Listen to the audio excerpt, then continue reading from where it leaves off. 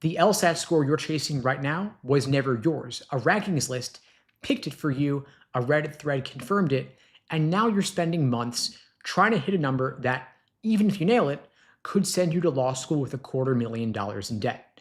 There is a better target score, one that nobody talks about, and by the end of this, you're going to know exactly what it is and how to use it.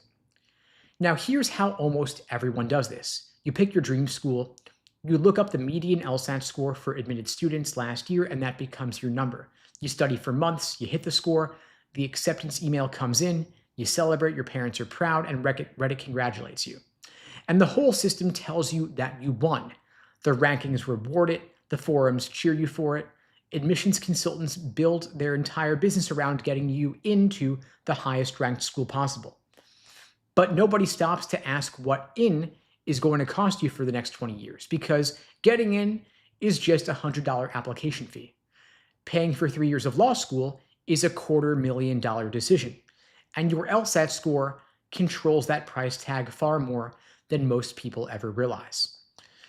Now, I had a student last year, scored a 171 on the LSAT, worked incredibly hard for it, applied to Georgetown and got in. She was thrilled.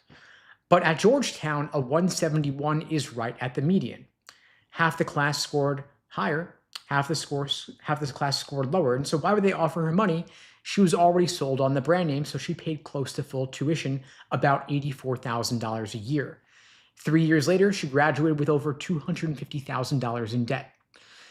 Now picture that same 171 at a school like Wake Forest or Emory.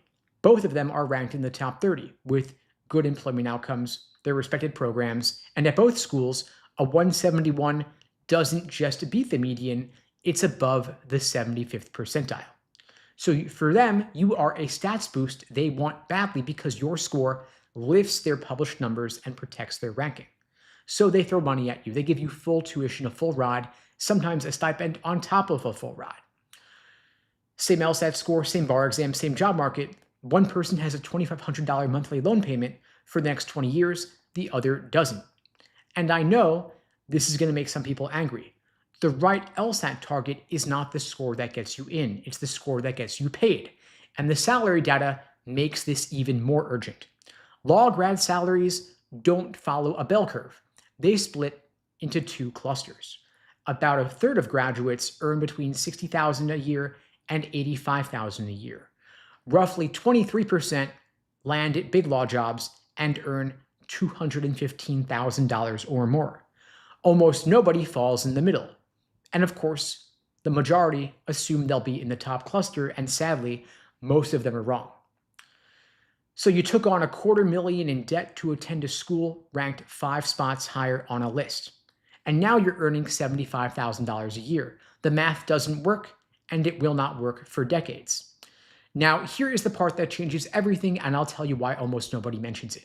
Once you've got strong offers from 2 or 3 peer schools, you can email admissions and share the competing offer. A huge number of schools will match or beat it.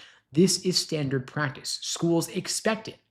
Your LSAT score does not just earn you one scholarship, it gives you a position to negotiate schools against each other for your enrollment. Now ask yourself this: how much time have you spent researching which school to get into? Now compare that to how much time you've spent figuring out how to make schools compete for you. Now the reason nobody tells you to think this way is simple. Everyone who gives you advice benefits when you chase prestige. US News benefits, of course. Their rankings only matter if you believe higher is always better. Test prep companies benefit because they sell you a premium course because now you're aiming for a 176 instead of a 171. And the law school collecting your full tuition definitely benefits. But your life after graduation doesn't follow any of that logic. Now, the comment I'm already going to get is this: but the T14 opens doors that other schools can't. And that's partially true. I mean, if your goal is a Supreme Court clerkship or a very specific big law firm in Manhattan, the school name carries real weight. I won't pretend it doesn't. But for the vast majority of applicants, career outcomes at schools ranked 15 through 30 look very similar to the lower T14. And that gap shrinks to nothing once you factor in what $250,000 in debt does to your choices. Now, that student I mentioned, she called me 8 months after graduation. She didn't take the job she wanted. She took the one that covered her loan payment. The student who graduates debt-free picks whatever they want. So stop asking, what score do I need to get in? Start asking, what score gives me the most money and the most freedom? That one shift changes how you study, where you apply, and how you negotiate financial aid. And it might be the most important thing nobody told you about law school admissions.